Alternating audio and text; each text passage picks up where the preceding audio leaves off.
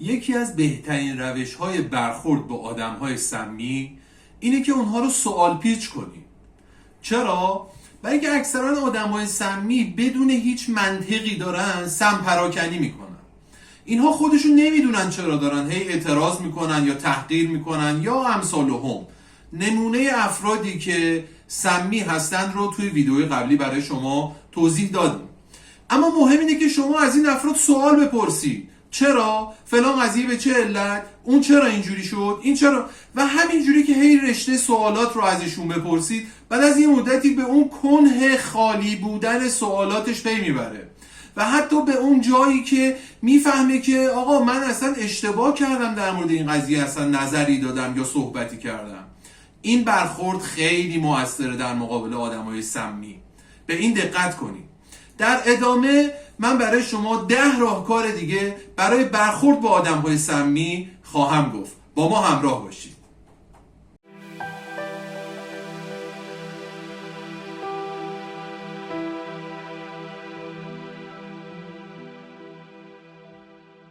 سلام، من حسام الدین هستم. به کانال من خوش اومدید. تو این ویدیو دارم به شما توضیح میدم که چطوری با آدم‌های سمی برخورد بکنید. تو ویدیو قبلی آدم‌های سمی رو بهتون معرفی کردم.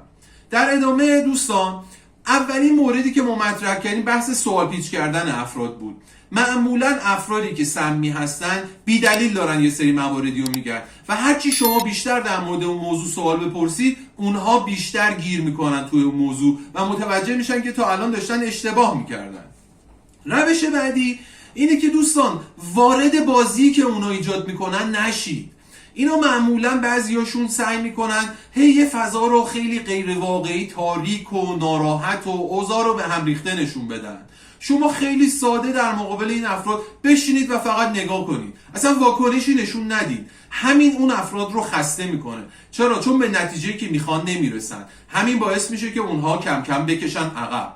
پس در نتیجه یکی از روش‌های مؤثر دیگه اینه که وارد بازی اونها نشید. روش بعدی که خیلی حائز اهمیته اینه که دوستان وارد بحث و درگیری با این افراد نباید بشید. چرا؟ چون شما وقتی کنترل خودتون رو از دست بدید و وارد جر و بحث بشید، اونها نسبت به اون حالتی که دارن به وجود میارن سوخت به دست میارن. اونها به اون نتیجه‌ای که میخوان میرسن. وقتی شما وارد بحث میشی با اونها هی این بحث رو داغ‌تر میکنن، هی چیزهایی که بی ربط‌تره رو به همدیگه وصل میکنن. پس شما وقتی وارد بحث و درگیری با اونها نشید و یا عصبانی نشید، اونها دیگه به اون نتیجه‌ای که میخوان نمیرسن و از اون کاری که میخوان بکنن خسته میشن. روش بعدی که خیلی میتونه تاثیرگذار باشه اینه که آقا با اونها صحبت میکنید، سعی نکنید اصلاحشون کنید. اونها به این راحتی اصلاح پذیر نیستن. علت هم داره. علتش اینه که آقا سمی بودن از یه سری از چالش ها و موارد روانی بسیار عمیقی در درون افراد نشأت میگیره و اون نیاز به کار کردن روش داره. نیاز به این داره که فرد بلند شه بره خودشو کنکاش بکنه، بررسی بکنه، الگوهای روانی درونیشو تحلیل بکنه و خیلی چیزهای دیگه. اینا معمولا مقاومن در مقابل تغییر. به خاطر همین شما هر چی بخوای سعی بکنید اونها رو اصلاح بکنید، اونها بیشتر در مقابل شما وای میستن و بیشتر سعی میکنن سم پراکنی کنن. پس سعی نکنید اصلاحشون کنید و خودتون رو کنترل بکنید. موضوع بعدی و روش دیگه‌ای که میتونه خیلی کمک بکنه اینه که در مقابل آدمای سمی خیلی راحت نبگید و بکشید کنار. نگفتن رو یاد بگیرید. چون خیلی از مواقع اینها سعی میکنن که یه سری از موارد رو به شما بقبولونن. شما باید سعی بکنید بهشون خیلی راحت بگید نه و بعد بکشید کنار. من نمیپذیرم. حرف شما برای شما منطقیه اما برای من منطقی نیست و میکشی کنار، میری. این وقتی طرف نمیتونه روی شما تأثیر بذاره، کم کم اون سم پراکنی رو مجبور جمع و جورش بکنه و خودش هم میکشه کنار. راهکار بعدی اینه که دوستان در مقابل افراد مرز تعیین کنید، حدود تعیین کنید. مثلا بهشون بگید یا آقا من دیگه دوست ندارم با شما در این مورد صحبت بکنم. ازت خواهش میکنم در مورد مسائل شخصی من ورود پیدا نکن و نظر نده. و یا اینکه آقا مثلا دوست عزیز ازت خواهش میکنم با من اینجوری صحبت نکن. و یا موارد مختلف دیگه، مرزهاشون رو براشون مشخص کنید، بهشون بفهمونید آقا شما از این حد بیشتر نباید بیای جلو و سعی کنید که بهشون بفهمونید که آقا این افراد دارن از یه حدی بیشتر ورود پیدا میکنن به زندگی شما. این حدود و مرز تعیین کردن کمک میکنه که اونها کمتر به شما وارد بشن، به شما سم بفرستن و شما بتونید کنترل بیشتری روی خودتون داشته باشید. یکی از موارد دیگه ای که میتونه تاثیرگذار باشه، ببینید دوستان این موردی که من دارم خدمتتون میگم باید یه مقدار هوشمندانه باشه، باید جوری نباشه که شما هم خودتون درگیر این قضیه بشید و اونم رفتارهای آینه‌واره. یه زمانهایی هستش که آقا افراد دارن سمپراکنی میکنن و متوجهش نمیشن که دارن این کارو میکنن. مثلا طرف هی داره صحبتهای منفی میکنه، هی داره از شما انتقاد میکنه. خب شما میتونید یک مقدار محدودی هم رفتار آینه‌وار انجام بدی. مثلا به هیکل شما داره انتقاد میکنه، خب شما میگه خب اگر اینجوریه شما هم این ایرادا رو توی هیکل خودت داری. اگر رفتار من این ایرادها رو داره شما هم این ایرادها رو توی رفتارت داری. و این آینه قرار دادن جلوی طرف باعث میشه که اون متوجه بشه که آقا من دارم اشتباه این برخوردو میکنم، این رفتار من اشتباهه و این باعث میشه که طرف مقابل یه مقدار خودشو محدود بکنه، یه مقدار بکشه عقب و یه مقدار به خودش فکر بکنه. این هم میتونه مؤثر باشه، اما باید مراقب باشید. چرا؟ چون این رفتار آینه‌وار نباید تبدیل به عادت بشه که شما هم بعد از این مدتی تبدیل بشید به یک آدم سمی. موضوع بعدی که میتونه کمک بکنه اینه که دوستان وقتی شما با این افراد دارید برخورد میکنید، قبل از برخورد با اونها برنامه داشته باشید، استراتژی خروج داشته باشید.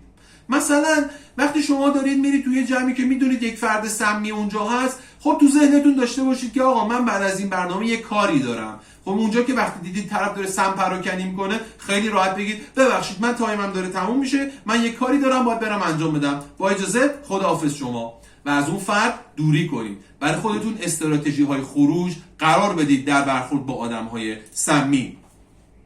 یه روش دیگه ای که خیلی میتونه مؤثر باشه اینه که دوستان باید به خودتون نگاه کنید. احساساتی که در برخورد با آدم‌های سمی برای شما به وجود میاد رو رصد کنید، ببینیدشون و بدونید که این احساس در برخورد با اون آدم سمی به وجود اومده، پس اون احساس قابل اعتمادی نیست و بذاریدش کنار. شما قبل از برخورد با یه آدم سمی حالتون خوبه، اعتماد به نفس دارید. وقتی با اون برخورد میکنید اعتماد به نفستون از بین میره، حالتون بد میشه. دوستان این از بین رفتن اعتماد به نفس و این حال بد نتیجه برخورد با اون آدمه. پس در نتیجه وقتی شما این حال بد رو رصد بکنید، ببینید، میتونید بعد از اینکه اون برخورد تموم شد، اون رو واکنش تموم شد، اون حال بد رو بذارید کنار. چون اون حال بد حال بدی نیست که شما بهش تکیه بکنید. این حال بد حال بدیه که عاریه به وجود اومده، مال شما نیست، اثرات اون فرد سمیه. موضوع بعدی اینه که آقا در برخورد با آدم‌های سمی سعی نکنید کاراتون رو توضیح بدید بهشون. چرا؟ چون شما هر توضیحی به اون افراد بدید در مورد کارتون یا در مورد اتفاقایی که براتون افتاده، اونها یه سم پراکنی میکنن. پس سعی کنید در مورد برخورد با اونها حواستون باشه. زیاد در مورد موارد خودتون، در مورد زندگیتون، در مورد مسائلتون، در مورد کارهای روزمره و اینها بهشون توضیح ندید. چرا؟ چون شما رو مملو میکنن از انرژی های منفی و انرژی هایی که تاثیرات منفی روی زندگی شما میذاره. موضوع بعدی که مؤثره و باید بهش توجه بکنید اینه که دوستان شما مقصر نیستید. افراد سمی معمولا یه احساس تقصیری روی شما ایجاد میکنن، معمولا شما رو گناهکار نشون میدن، حتی در برخورد خودشون، حتی در مقابل زندگیشون. دوستان شما با این آگاهی ها و توانایی های خودتون دارید زندگی میکنید. ما هممون اشتباه میکنیم، اما این اشتباه ها دلیل بر این نیستش که خودمون رو هر روز و هر لحظه سرزنش بکنیم. حتی در مقابل اون آدم شما نسبت به اون آدم مقصر نیستید. بعضی از این آدم‌های سمی یه کاری میکنن که انگار هر اتفاق بدی که تو زندگی اون فرد داره میفته شما عاملشید. شما مقصر نیستید و چون شما مقصر نیستید میتونید کم کم این افراد رو بزنید کنار. اون مسئول زندگی خودشه و شما مسئول زندگی خودتی. شما باید خودت رو به سرمنزل مقصود برسونی. پس حواست باشه شما در مقابل آدم‌های سمی مقصر نیستی و راحت بذارشون کنار. و یه موضوع دیگه که مهمه اینه که دوستان آدم‌های سمی همشون و یا بیشترشون اینها بیمارن و به عنوان یک بیمار باید به اینها نگاه بکنید و ازشون بخواید، بهشون بگید که آقا تو بیماری داری و اون بیماریت رو برو حلش کن، از دیگران کمک بگیر. ازشون بخواید که کمک بگیرن. خیلی از این آدمای سمی افسردن، خیلیاشون تو درونشون تو جنگن، خیلیاشون در درونشون احساس بی‌ارزشی میکنن. از اینا بخواید برن کمک بگیرن و مشکلشون رو حل بکنن. چرا؟ چون اونها هم لیاقت زندگی خوب رو دارن، اما ناخودآگاه تو تله‌های شخصیتی و روانی مختلفی افتادن و تبدیل شدن به آدم‌های سمی و بعد از یه مدتی این سم رو شروع کردن پخش کردن و تبدیل شدن به افرادی که یک جورهایی افرادی هستن که شما رو به سمت نابودی میبرن جلو. پس حواستون باشه اگر اینها رو دیدید ازشون بخواید که برن خودشون رو نجات بدن، بلکه به اون واسطه اطرافیان خودشون رو هم کمتر آسیب بزنن و اونها هم نجات پیدا بکنن. دوستان تا اینجا افراد سمی که چی کار میکنن با ما رو توضیح دادیم. بعد افراد سمی مشخصه هاشون رو معرفی کردیم و تو این ویدیو به شما توضیح دادیم که افراد سمی رو چجوری باشون برخورد بکنید. با ما همراه باشید، موفق باشید و امیدوارم که بهترین ها تو زندگیتون اتفاق بیفته. خدا نگهدار.